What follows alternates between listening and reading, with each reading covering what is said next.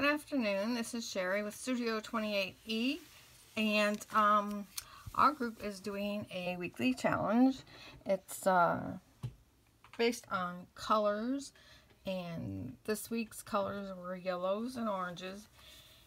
Could have been prints, could have been plain colors, could have been textured cardstock, could have been anything. You could use anything as long as it was orange and yellow. Shades didn't matter or whatever. So this was a problem for me because I don't have a whole lot of orange anything. So there definitely was a challenge. But I did find some orange pieces tucked away. So I used this as just a blank, a blank tag. And this was a misprint of one of my kits.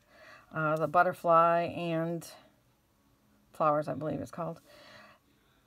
I had run out of ink and didn't realize it, and I started printing it, and it printed kind of like in an orangey and a yellow color. So I fussy tore that out, and then I took a piece of yellow cardstock, textured cardstock, and ripped a piece of that out, and tore another piece of this rusty orange color out of cardstock.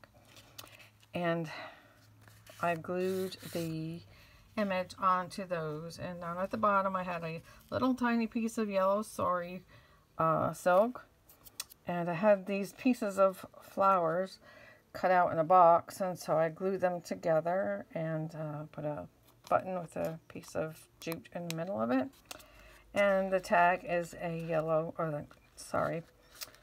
the ribbon is like a yellow organza, or I think that's what you call it, I'm not sure.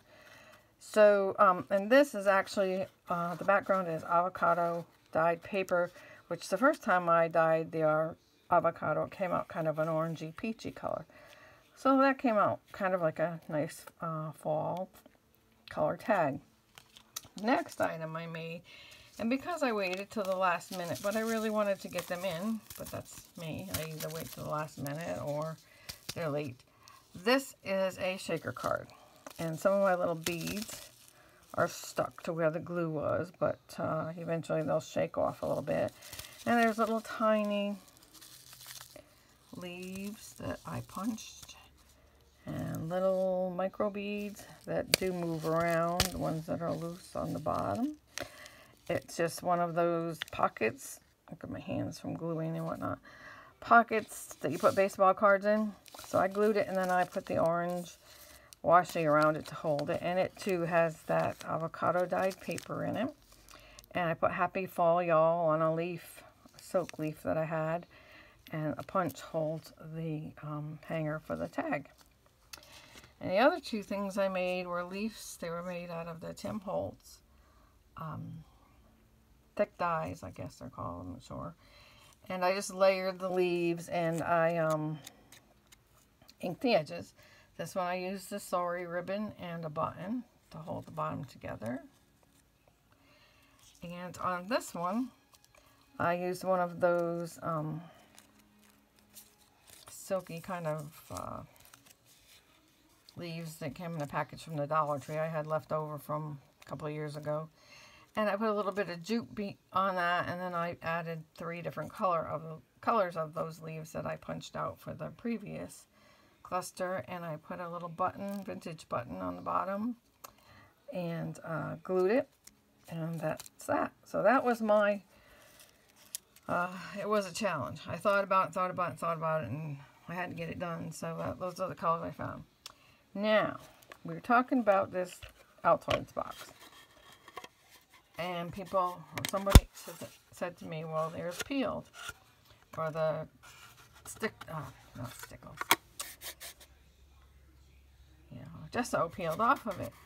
Well, I sanded mine all down, then I scuffed it, and I sanded it again, and added another layer. Let it dry, then I scuffed it again with the sandpaper, put another coat on, and I believe it's got 3 coats on it. Now, I'm not so worried about this. I might eat the edge here. I might even just scrape all of that off, because there's just no need for it to be there. And I'm going to do mine in fabric, so it should be okay, but I've not had any problems. I've gone to it day after day and scraped to see if anything changes. And the only thing I've had is around the edge where it goes underneath the lid. So that'll be okay once I decorate it. And these little doohickeys here that hold the cover in, those will probably have to be painted or gone over with something, because I'm probably going to scrape them too so they go back to being metal. So it looks more like an embellishment maybe than part of the box.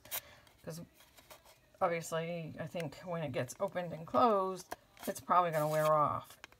Now if you're just going to put it on your dresser, it may not be bothered with at all. So that's where I am on that. And so ladies, I'd like to see your progress on your